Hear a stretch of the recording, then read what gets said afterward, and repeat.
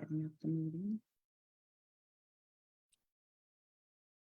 Well, it says we are streaming live, so I believe you can go ahead. Thank you, guys.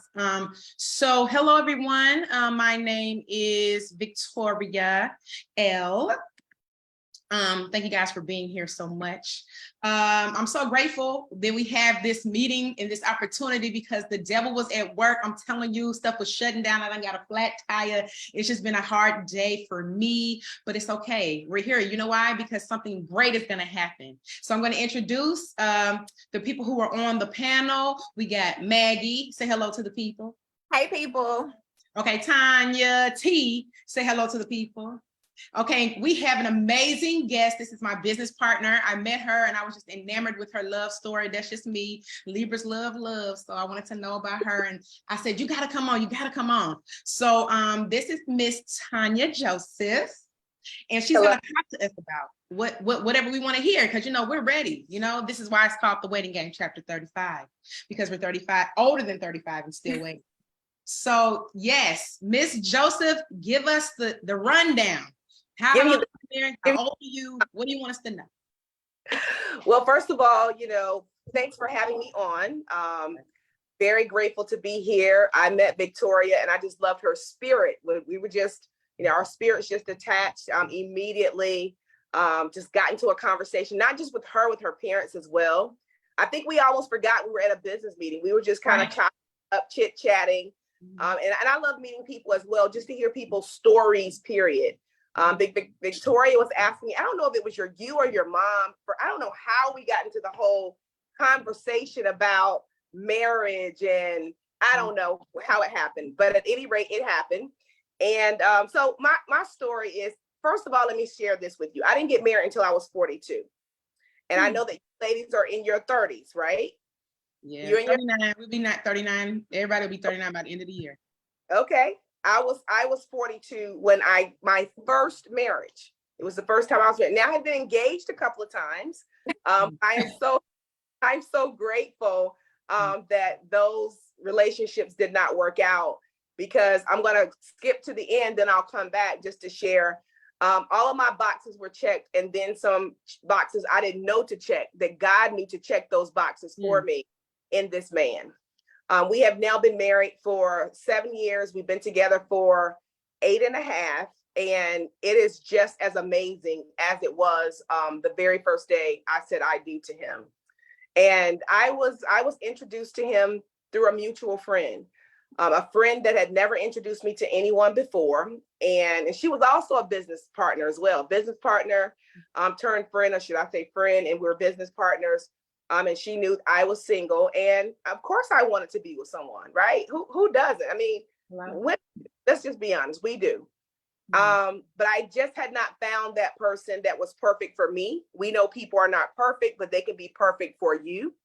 And so I was just going on about life, building my business. At the time, I owned a real estate company. And I truly felt like I was in the midst of living my American dream.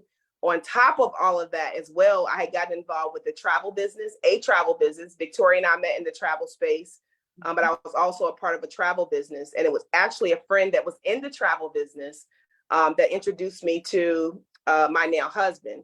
And one day I went to her office and she said, hey, my husband, Tim, said that he wanted to introduce you to his good friend. And I told her that he needed to just stop trying to match make. You know, I'm not in the business of matchmaking. And I'm like, okay. So at this point, I'm like you guys, I'm like in my late 30s, about to hit 40. I'm like, listen, listen, if your husband, I truly, you know, appreciate and can respect the person that he is.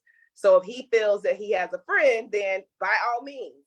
I did not trust her to relay that to him. And so they had a business, and I walked to his office. Now, mind you, this was something I'd never done before. There have been people who said in the past, oh, I want to introduce you to this person, or I want to introduce you to that person. I just never bid on it. But for some reason, I was just so led to go into her husband's office. And I said, hey, Tim, Sonia told me that you mentioned your friend. Next time he's in town, give me a call. Because he didn't live in the area. I was living in Raleigh, North Carolina at the time. And so sure enough, I don't know how long it was, to be honest with you. It could have been months. I don't know, the next year. But he called me one day. My phone rang. It was a weekend. And typically I'm not home on weekends. Typically I'm traveling somewhere. I'm a travel enthusiast. But that weekend, it was a holiday weekend. It was Labor Day weekend. And I was just at home. I'll never forget. I'm laid out on the couch. I got a glass of wine on the floor. And I was just exhausted. The weekend, I get to just truly chill out. And my phone rang, and it was her husband. Hey, Tonya, Dallas is in town. Would really like for you to meet him. Can you come over and meet us downtown? And you know me, I said, sure. I jumped up like Superwoman, took a bath, changed my clothes. And then I was like, oh, I didn't even call my friend. I wonder if she's coming. So on the way over, I called her. I said, hey, did you know that Dallas was in town? She said, yeah. And I said, well, they invited me over. She was like, what? They didn't call me. And so I said, listen, this is where I'm headed. Meet me over there. Met him. And I'm not going to say it was love at first sight. And it was just because I was older. It wasn't that I wasn't attracted to him. I really was. But it was just that, hey, met him. And I'm all about, at this point, not getting too excited. We had a conversation. Among friends. We were just sitting among group that was there, and we chit chat a little bit. And I'll never forget one of the first questions he asked me was, do I cook? And I'm just like, okay, where it's gonna end right here. Because I don't cook, but I'm like, God, this dude is asking me already, do I cook? Like really? And I said, no, I don't. But come to find out, he asked because he's an amazing cook. He loves to cook. And that wasn't an issue for him. I will share this with you that he had lost his wife to cancer. And I asked him about that, and we talked a lot about that. And after that first connection we had, we started talking on the phone. But I don't know why. I was just enamored over the fact that here's this man, seems like he has an amazing life, great job, wonderful kids. He had grown kids, by the way. And he finds out his wife has cancer in December, and by March she's dead, like that quick. Yeah. So, and she was in her 40s. And so I would just ask him, we would just talk about it. And almost every day I would send him a message because he talked about how, it really was difficult.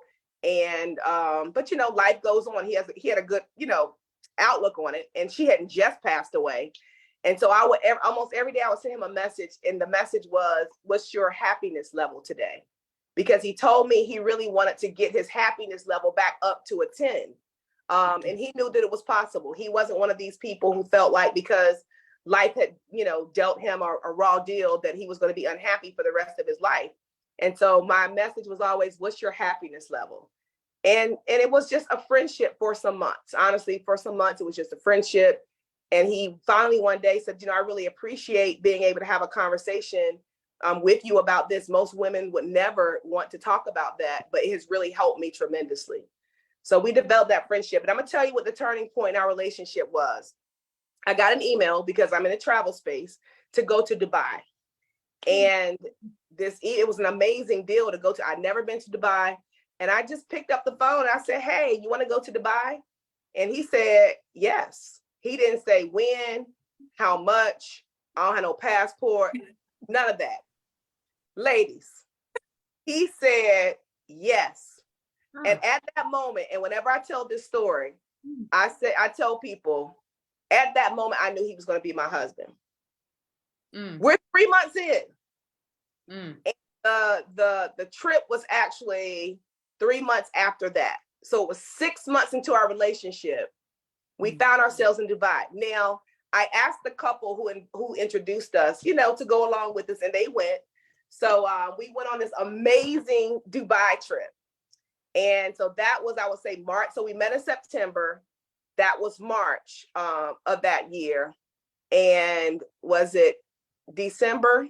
Was it December of that year? Did he propose? He proposed, I'm trying to get my dates right. Yeah, by the end of the next year, he proposed to me. And so we got married. And I'll say this as well. I was in a really good place. I was in a really good place in life when I met him.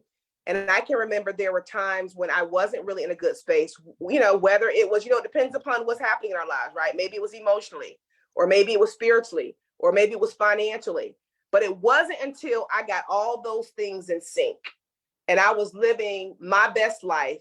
And while I wanted to be with someone, it wasn't just something that I was out to do. Now, don't get me wrong, like I was on dating sites and everything, but it was just a good thing. You know, I said, hey, if I meet somebody, great. If not, oh well, because what was important for me was that for me to get married and to stay married, right? I wanted to be happy. I needed someone to add to my happiness. I realized I wasn't looking for someone to make me happy. So that's when he came along. And, you know, there were times when I just felt disgusted and broke down. It's like, oh, I just need a man. If I just had a man, you know, to help me go through life, this lifing thing. But it really wasn't until I felt like I had it all together. And even then I felt like, how unfair is this? Because there are people that could connect with people who are feeling despaired or feeling dismayed or whatever it is. And again, I know it's not someone's responsibility to make you happy, you know, but at least, you know, be there during those times. That's just how it happened for me. It was when I say all cylinders were clicking, my professional life, my spiritual life, my emotional well-being. I just really positioned myself for happiness. And I feel that sometimes as women, because I shared that first to share with you that I've been through that before. Sometimes as women, we want someone to come along to help fix whatever it is, whether, you know, whatever the issue may be. But it wasn't until I had everything going on that I was truly able to meet that person. I can think about other relationships I was in. I share with you ladies that I had been engaged 2 times before. One time I was really young, that don't really count, was in college. And then the other time, it was a devastating experience. I had dated this guy for quite a long time, and we were engaged to be married, obviously. We planned a wedding. I mean, this wedding had about 300 people that were going to be in attendance. And the week prior to, I just didn't feel right about it. It's like, I love him, but I don't really love him like that. And I just didn't feel that he checked all my boxes. And I went over to a friend's house and I said, I need to talk to you. And I said, I just don't, maybe this was about a month before we were getting married. I said, I don't know if he's the one. So she had some, you know, we spoke back and forth, and she had been married before. She was divorced, but she had been married before. And she chalked it up to just the jitters. And I really didn't, because I'm like, you know, I don't think I would be afraid. I'm not someone to be afraid of next level and doing things. But I listened to her and I said, you know what, I do love him. And it was like 10 days before we were supposed to be getting married. I remember something happened with the baker with the cake. And I called him and said, hey, we're gonna have to get another baker.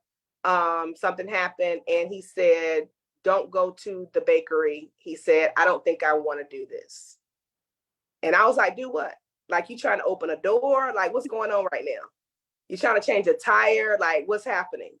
And he said, no, get married. And I'm like, what? Mm. And I'll be honest, I let him bear that. I never shared with him that I felt, and I didn't. I never shared with him that I felt the same way. And when he called the wedding off, it was almost like a relief, to be honest with you. But, you know, as you can imagine, friends and family, they're gushing over you, of course, because that's the most devastating thing for a woman, right? Basically, I was left at the altar. It was like 10 days before, and got over that. And I'm just so grateful, because that feeling was there for a reason. The feeling was there because God knew what he had in store for me. And it's the marriage that I have now. Another reason why I feel that it's super special is because my husband lost someone. He was in a great marriage and he lost someone. And so just the fact that he knows how to appreciate people every single day. I mean, you know, we've never had an argument. The only time we had, I won't say an argument, the only time we had a little bit of a lot of tension in the room with the disagreement was that he lived in Chattanooga, Tennessee, originally from a place outside of Houston, but lived in Chattanooga. And that was the only thing. I just didn't like Chattanooga. True story. I just don't like it. He's still there now. And so, of course, there's a story there because I said he's still there now, right? And said, hey, I'm looking for another job. And the field that he's in, the jobs are few and far in between for those jobs because people get there and they stay. And we had a couple of opportunities to move somewhere else. One was Dallas at one point, and another point it was New York. And after he didn't take the New York job, before he was about to take it, we said, okay, everything good, we great, we definitely gonna move because I don't want to go through this and we don't move again, and you don't take the job. He said, nope, I'm solid, we're gonna take the job. I said, now what if your current job asks you, offer you more money? He said, nope, I want to do this for us. He said, I want to be able for us to go somewhere and start anew. And I know I'm going to do it. I said, great. Long story short, his job threw a lot of money at him, like a lot. But at that point, I'm like, forget about the money. I want to be happy. And wasn't happy, but I just felt like that was our opportunity. And the happy medium was that we had always spoke about having a house somewhere else that we could live in, but we were thinking more so of like a Florida somewhere because we both love the warm weather. And so the compromise was that, listen, let's go to Atlanta and buy a condo in Atlanta.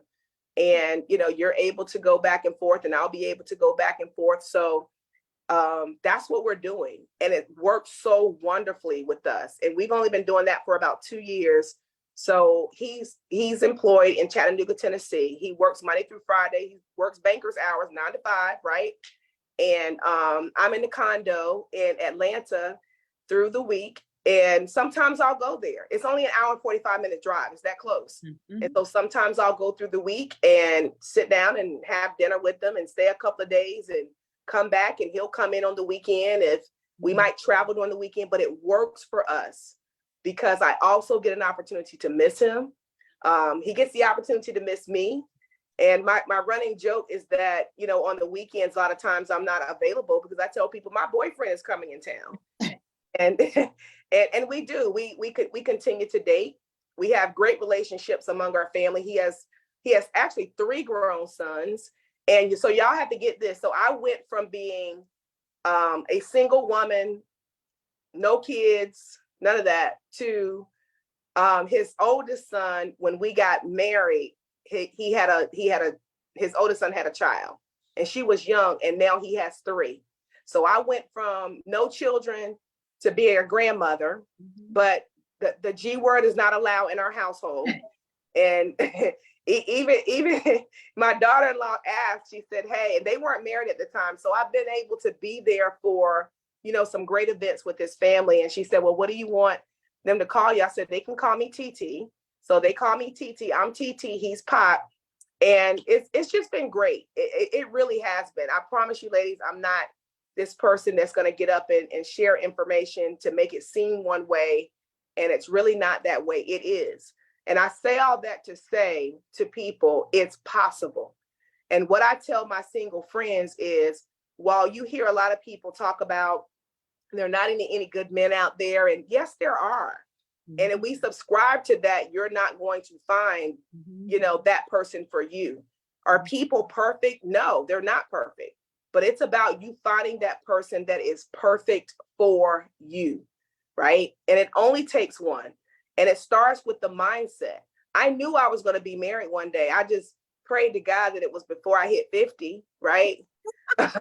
I used to sit down and doodle. Like when I would write my name, and I would put last name, and I would put an address in some other city, right? Because I'm like, I'm open. I'm okay with moving somewhere else. I'm cool with that. And so I would just put my name in some random last name and some random address in some random city. Periodically do that.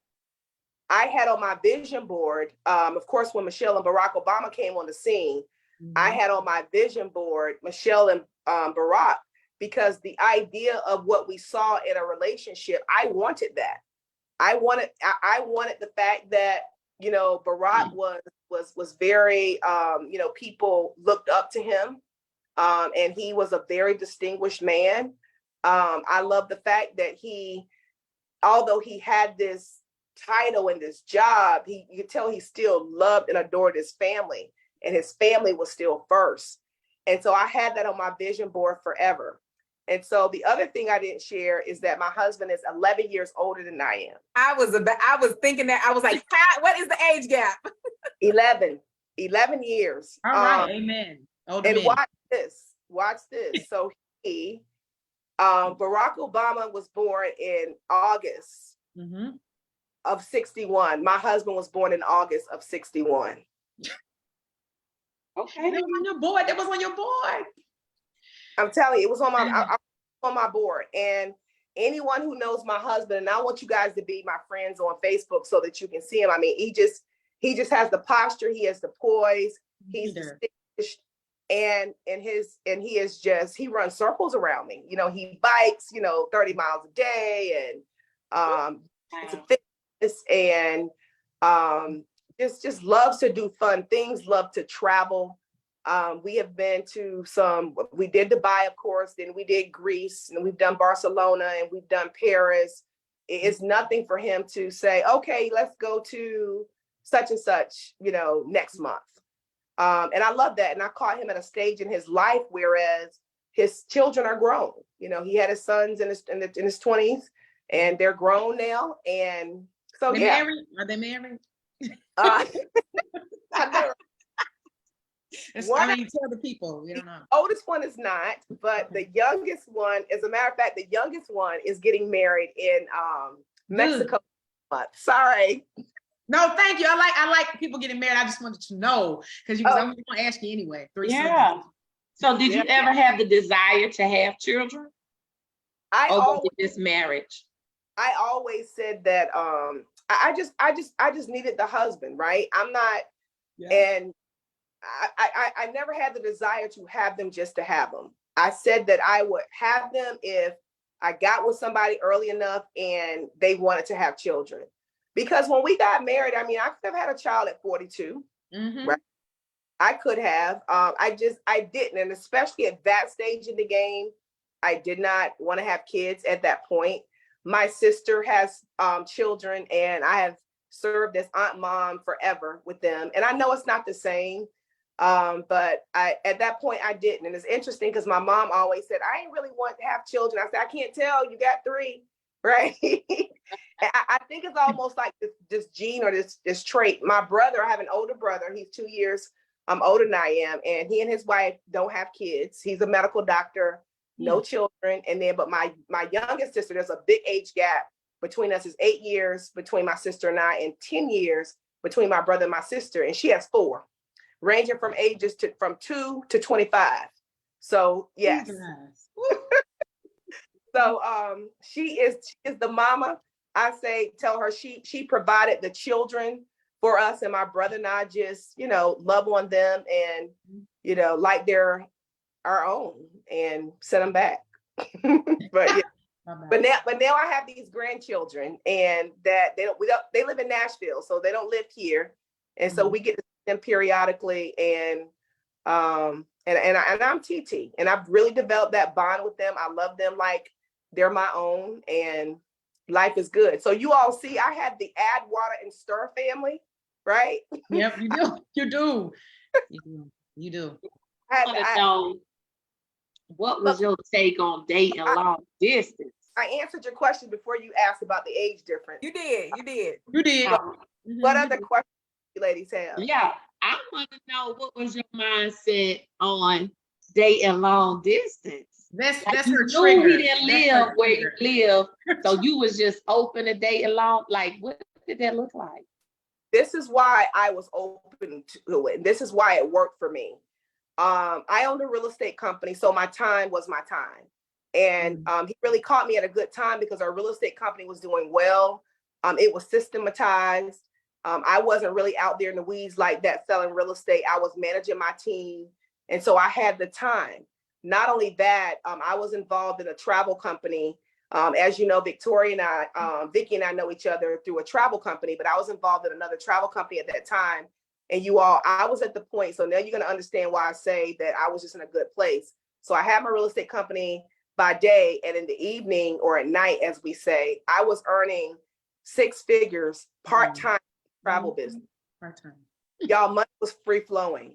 And had it not been for that part-time travel business money, you know, when you own a business, you got to be very mindful of that money. It's a lot of people you got to pay. It's a lot of overhead.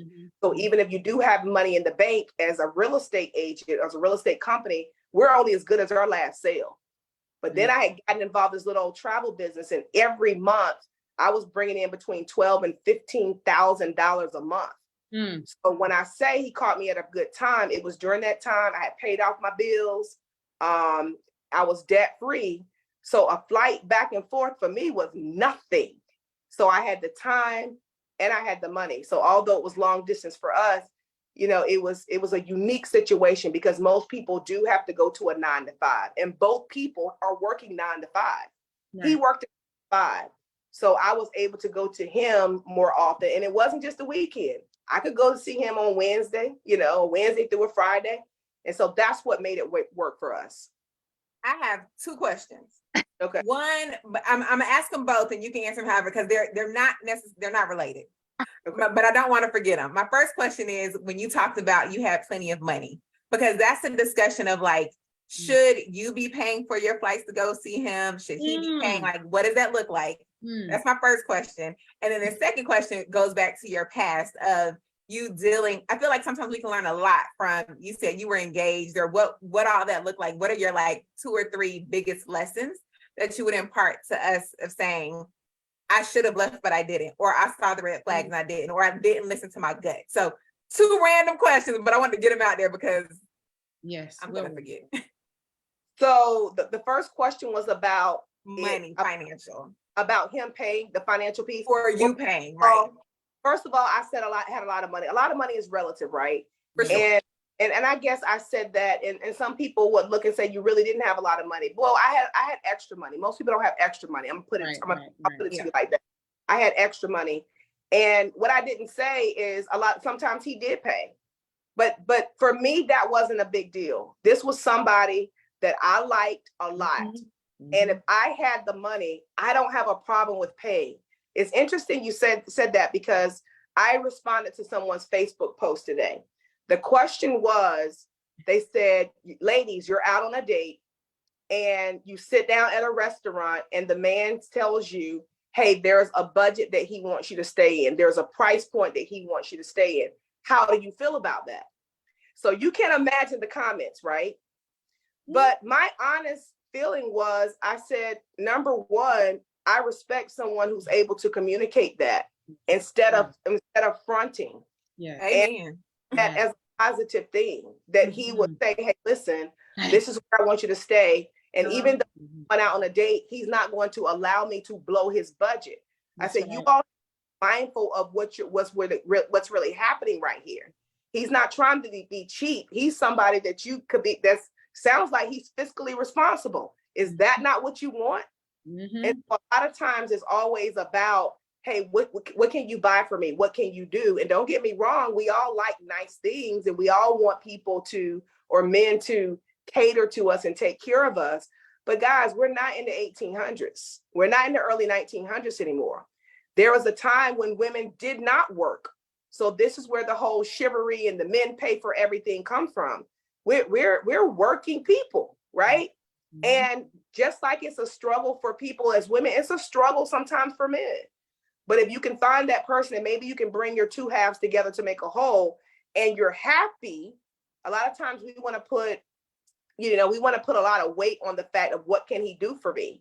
But if it's someone who may not be able to take care of you, but he's able to bring his piece to the table, you're able to bring yours to the table, and you're able to make it work, and it's happy, it's somebody you want to be with, who cares?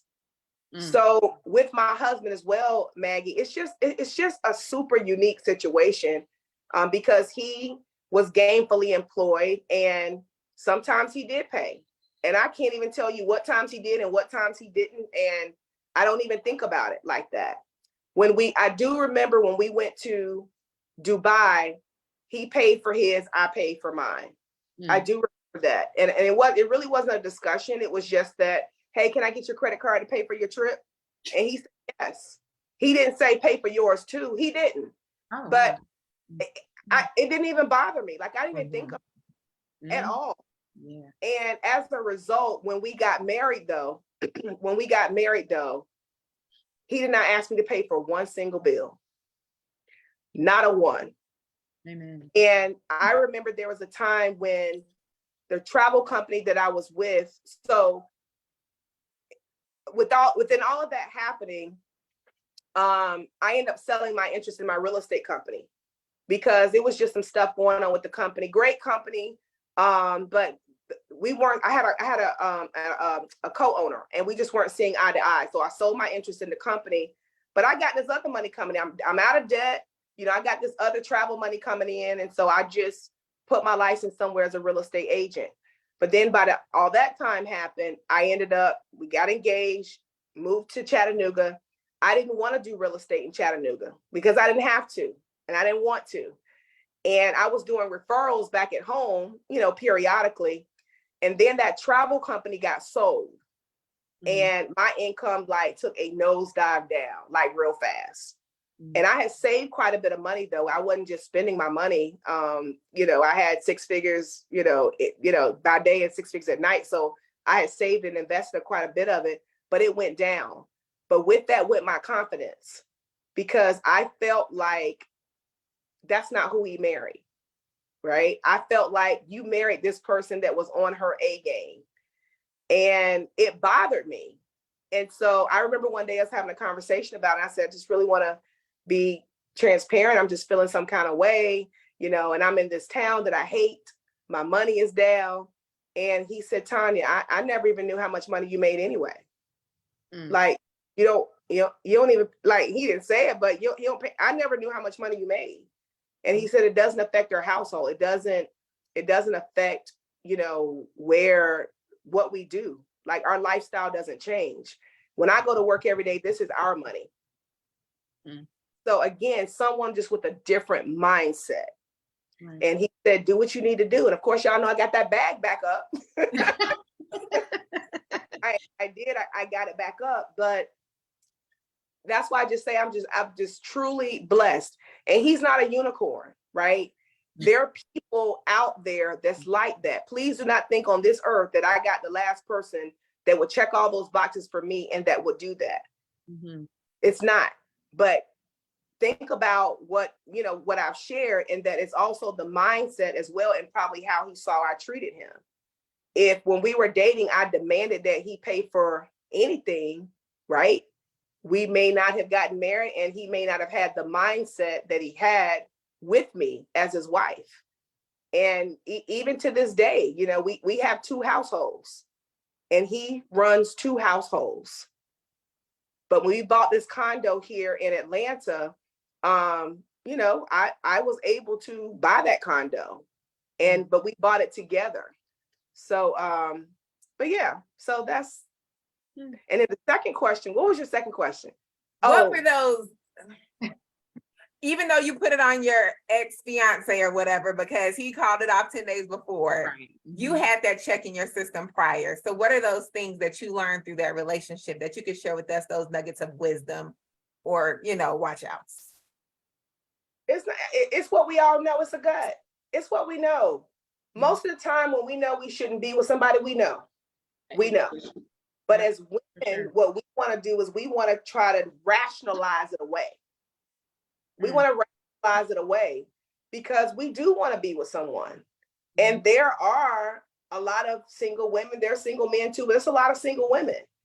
And I have a group of friends really close to, and there's 7 of us. We're super tight. And of the 7 right now, I have 2 of them are single. And both of them have been married before though. They're divorced. And so I would just say that we know. And whatever it is, whether you don't trust them, whether you just know you can't put your finger on it, you just know that's not your person, right? Whether you just don't really like the way he treats you, whether you don't like the family dynamic, whatever it is, we know. So it ain't nothing to look out for. And I think what happens is as women, we're stuck between trying to figure out, am I being too picky? Or, should I expect these things? What is, I think that's where we are, because I had a conversation with someone the other day and I said, listen, you do get to get what you want, right? A lot of times we feel like, well, maybe I should know. Whatever your must-haves are, make sure you have those. Because at the end of the day, it's not just about being with someone, but it's about remaining happy and remaining at peace. A lot of times people just don't have peace. I have peace in my relationship. And when you have peace, you can conquer anything, right? So. Okay, question. So when you're, a lot of times stereotypically, some men, not all, or just people in general, they deal with trauma in a different way. So like, I know that he lost his wife. So since he lost his wife, sometimes people feel like, oh, I don't need to go to therapy. I don't need to, whatever the case may be, his healing process. So did you ever feel like, okay, how long did it take for him when his wife passed away and you guys decided to pick it up and see what you guys were going to do? Like, how long do you think or claim, can you say, because I know he might have a different, answer for that. How long do you think that it took for him to heal? Or like, did he have triggers, like when he was around you and like stuff would come up and you'd be like, oh, no, he's not ready. He's not, that kind of thing. Like, did it take a long time or, how did that work? Like you said, I mean, his viewpoint may be different because what he said was, number one, he did what a lot of people don't do. He went and got therapy immediately. Right. And so even when I met him, he was kind of in and out in therapy, but his outlook on it was just so different. His outlook was that, I've lost both of my parents. I've lost my wife. He said, when I was going to that hospital every day, he said, I realized, how many people are dealing with this every single day? We just go on about our lives and we don't think about it. But when you go and walk into a wing of a hospital and everybody got cancer and most people are dying there, he said it put things in perspective for you. And he's just really big on not looking back. When I say not looking back, I mean just letting things that in his past affect his future. He said because he had a great marriage, one thing he knew that he did not want to be by himself for the rest of his life.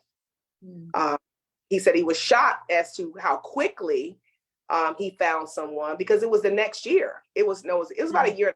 It was about a year and a half. He said he was shocked at how quickly he did, but he knew that he wanted to be with someone. He said couldn't just be anybody, but he knew that he did want to be with someone. And I didn't. Now I will tell you this. I think I was looking for the triggers. I think I was looking. Y'all know how we are. I'm the trigger queen. I look, yeah. Because I'm gonna tell you one thing I noticed about. Well, I won't say notice, but this was a conversation we had. I noticed that when we were out, and this bothered me. So let me, I'm a full transparency. And as I think about things, I'm gonna let y'all know, because everything ain't hunky dory. It was about 99% for me, though. I'm not gonna lie. But when we would be out in his town, and he knows a lot of people on a lot of boards, there were times I would be there and he wouldn't introduce me to people. Oh my God. What? See, y'all laughing because right? Right? And I'll be like, well, I mean, what's up with, like, dude, you're not gonna introduce me to people? What's going on? And initially he would say, oh, he said, Tonya, I don't remember people's names. And to this day, he doesn't. But that was excuse. And I said, well, but it's kind of weird. And to me, it's a little bit disrespectful if I'm standing there with you, chopping it up with somebody, but you're not introducing me to them. Yeah. Right? Yes. So I had to stay on him about that. And I don't mind staying on you about that, because I recognize what happened, number one. And number two, all the other boxes were checked. I'm not going to blow this thing for this thing. Right. But later on, he admitted that he was afraid that he would call me by his wife's name. Oh, wow. He admitted it later. He did. He said, I was just always so nervous about that. He said, because one time his sister came to visit. His sister and I are like super close, by the way. His sister came to visit, and he was introducing his sister to somebody, and he called the sister his wife that passed her name. So he was afraid that he would do that. But we're very much beyond that. He knows how I feel about it. He's gonna introduce me, and he introduced me. And I said, here's the thing: don't worry about the name. Just say so. Okay, so after we got married, then he's able to say, "What? This is my wife." Correct. Right. But when you're that little funny time frame, and especially, and then when you get older, like my girlfriend, that sounds kind of cheesy, right? So we don't even really know what to say. So he had to use the name. And he said that he was just afraid that he would mess up there. But other than that, I also felt that there were some times when he would get around his family and he would seem a bit withdrawn to me, just a little bit. And I would have a conversation with him about it. And he was like, I don't recognize that I do that. But when and if I do, call me on it. He said, I want you to call me on it at that moment so I can figure out what's happening. Is it just that there's a lot of people around and that's just how I am? So his communication skills on a scale of 1 to 10 is a 10. They're a 10. And he was very open about that. The other thing that we made a pact to do was that just like you would have maintenance on your car regularly, we had a therapist that we saw like once a quarter. And it was just talking about stuff. It wasn't anything wrong, but you know, like we talked through the whole thing of him not introducing me, because she was like, okay, so what is it? Just talk to me. Like what's happening, what's going on? No, we talked about that. We talked about the whole thing when the job came up, which I get. You know, his thing is like, listen, I'm about taking care of us. And look, he even said this. He said, now, Tonya, I have an additional 11 years to prepare for with retirement. And you know me, I'm like, well, listen, I'm good. You don't have to leave, you know, and he was like, no, I have 11 additional years to make sure that I save up for. But even though I'm employed, not employed, but I have my own business and things are going well financially, he still, as a man, wants to make sure that when he leaves, right? If he, you know, you never know what will happen, but just the mindset that I love about that. And so he said, hey, if I can stay here and make an extra X amount of dollars and they're going to give me this kind of money, you doggone straight, we're going to stay right here.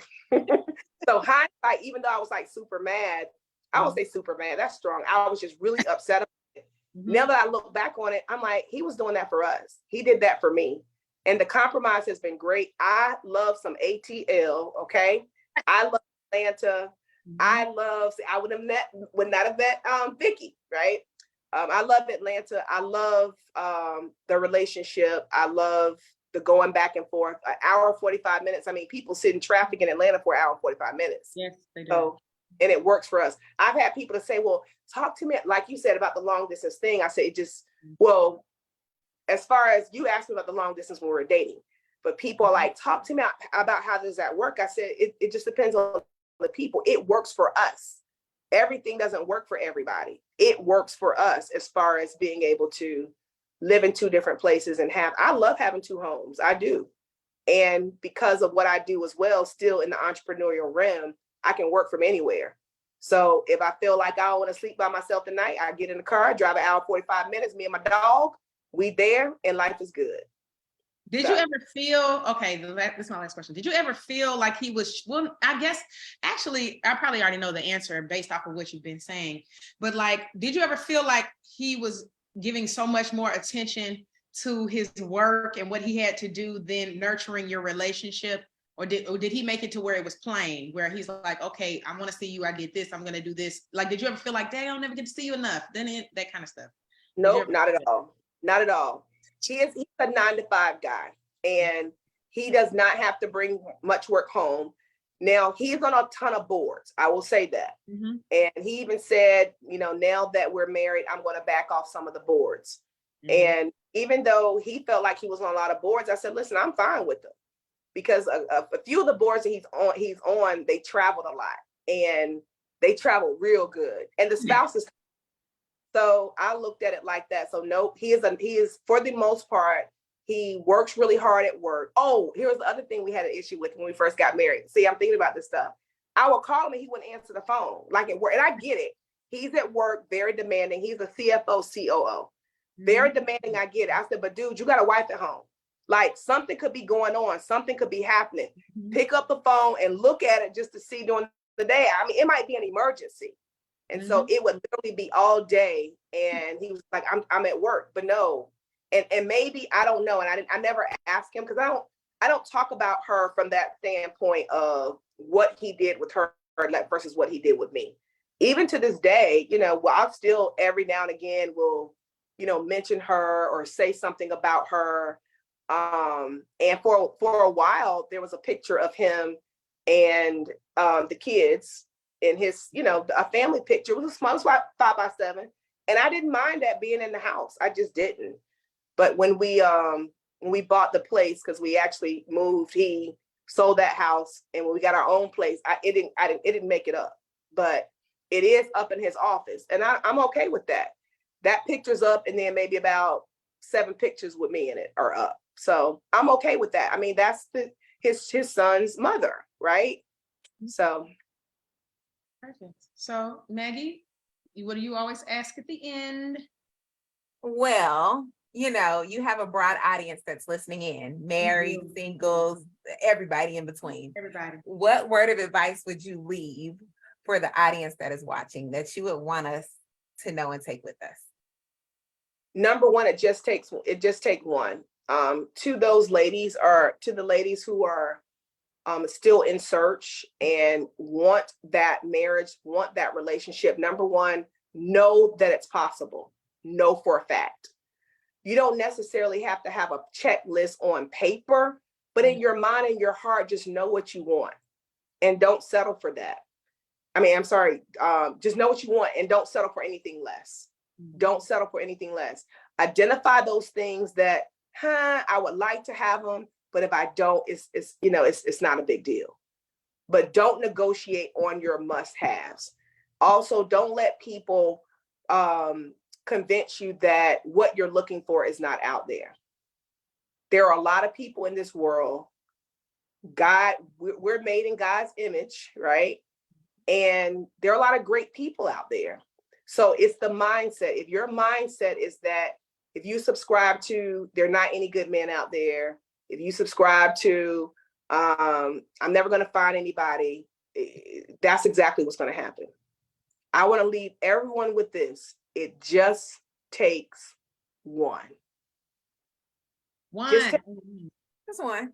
And however you're visualizing, whether it's your vision board, like I had, or sitting down writing your name with some random last name, whatever. I mean, seriously, it sounds silly, right? But I did it. Yeah, I did it, and I was open, and I was very open. I did some dating online. I kept my eyes open, and yeah, so that's my. I'll leave y'all. It just takes one. amen. All hearts and minds clear. Tonya, Maggie, Tonya T, Maggie. Okay. I mean, this is the thing about you, when you came on today, like we didn't really have to ask anything, because everything that we wanted to know, you filled it in. Like when you gave us the story of how you met him, and those are the questions that we would ask anyway. So you did a great job of just, making it easy. We just wanted to hear your story. Your story is absolutely beautiful. Like when I met you, I said it. I said people need to hear what you have to say. So I think in the fact that since we are getting older, sometimes we get a little weary. So but we do know it's going to happen. We are very confident of that. We're not one of those male bashing. No. We know he's out there, wherever he may be, he's going to be there when it's time for that to happen. So I appreciate you coming today. Guys, the audience, thank you guys so much for tuning in. We love you. The Waiting Game, chapter 35. Everybody on the screen. You already know how to find us. If you ever want to come on the show and have a discussion, please come. We're open to couples, whatever you want to talk about, older, younger. If anybody knows, if you've been seeing the show, we've had everybody on here, all races, all everything. So please come check us out. Follow us on Facebook. We're on Twitter, we're on Instagram, we're all those things. Waiting Game chapter 35. We're on YouTube as well. So please, guys, come back next week, come back when we have our show, our next show. It's been kind of tough because life is lifing right now. But when we come, it's going to be another great show. So thank you so much, Tonya Joseph. And thank you, ladies. was fun. This was fun. I This appreciate was, we love it. We love hearing stories. I love hearing people's stories. I just think it's amazing. So thank you guys. We will see you guys when we see you. If you need to make a comment or whatever you got to do, just do that. And we will see you guys later. Bye. Bye.